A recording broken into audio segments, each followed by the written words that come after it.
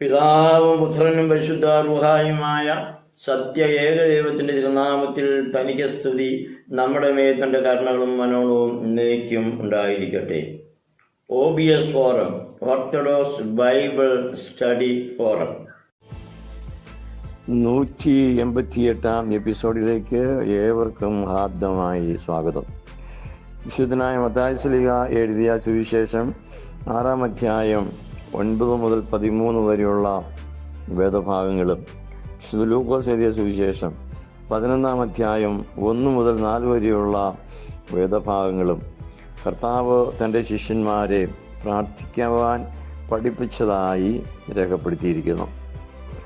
ഇങ്ങനെ കർത്താവ് പഠിപ്പിച്ച കർത്തൃ പ്രാർത്ഥന ഓർത്തഡോക്സ് സുറിയാനി സഭ അതിൻ്റെ എല്ലാ ആരാധന കാര്യങ്ങളിലും തെറ്റാതെ തന്നെ മുടക്കാതെ തന്നെ ഉപയോഗിച്ചു വരുന്ന ഒരു പാരമ്പര്യവും വിശ്വാസമാണ് സഭയ്ക്കുള്ളത്.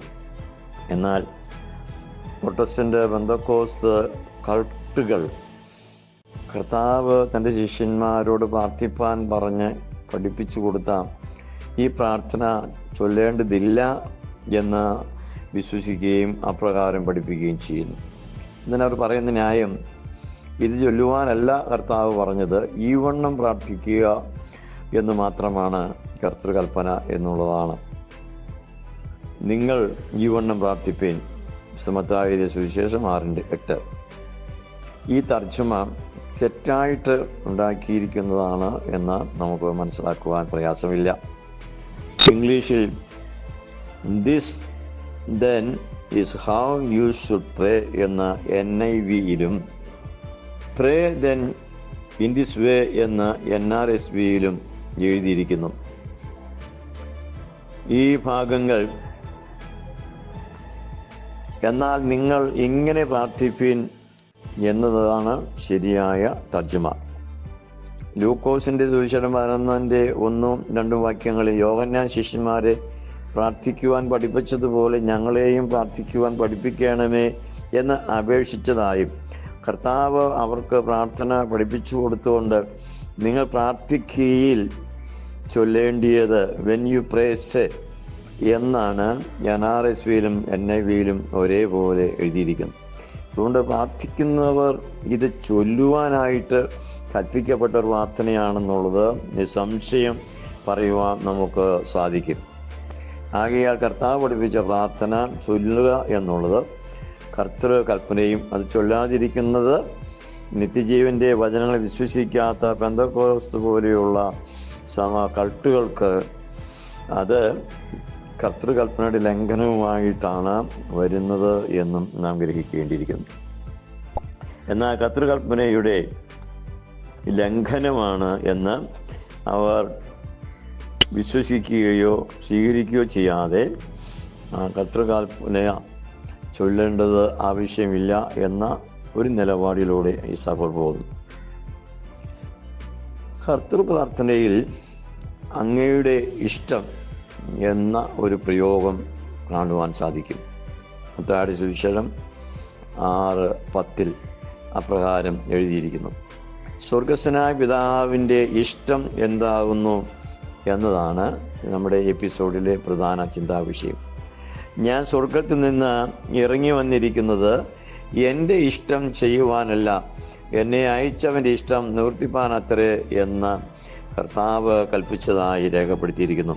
യോഹന്നാന്റെ സുവിശേഷം 6-ാം അധ്യായം 38 ഈ വാക്യം അപ്രകാരം നമുക്ക് വായിക്കുവാൻ സാധിക്കും. പിതാവിൻ്റെ ഇഷ്ടം എന്നും താൻ പഠിപ്പിച്ചത് എന്താകുന്നു എന്ന് വീണ്ടും വിശദീകരിക്കുന്നുണ്ട്. അവൻ എനിക്ക് തന്നതിൽ ഒന്നും ഞാൻ കളയാതെ എല്ലാം ഒടുക്കത്തെ നാളിൽ ഉയർത്തെഴുന്നേൽപ്പിക്കണം എന്നാകുന്നു എന്നെ അയച്ചവൻ്റെ ഇഷ്ടമെന്നും താഴെ രേഖപ്പെടുത്തിയിരിക്കുന്നു. അതായത് പിതാവിൻ്റെ ഇഷ്ടം ഭൂമി നടപ്പാകുന്നത് ക്രിസ്തുവിലുള്ളവരുടെ നിത്യജീവനാകുന്നു. അത് ഉയർപ്പിൽ സാധ്യമാകുന്നു. യോഹന്നാൻ എഴുതിയ സുവിശേഷം 6-ാം അധ്യായം നിത്യജീവൻ്റെ വചനങ്ങളാകുന്നു എന്ന് നാം നേരത്തെ പഠിച്ചു. ഇപ്രകാരം കർത്താവിൻ്റെ വരവിങ്കൽ ഉയർത്തെഴുന്നേൽക്കുവാനും ആ വാഗ്ദത്തം അനുഭവമാക്കുവാനും ആർക്കെല്ലാം സാധ്യമാകുമെന്നും കർത്താവ് ആണയിട്ട് കൽപ്പിച്ചിരിക്കുന്നു. സത്യം സത്യമായി ഞാൻ നിങ്ങളോട് പറയുന്നു, എൻ്റെ മാംസം സാക്ഷാൽ ഭക്ഷണവും എൻ്റെ രക്തം സാക്ഷാൽ പാനീയവുമാവുന്നു.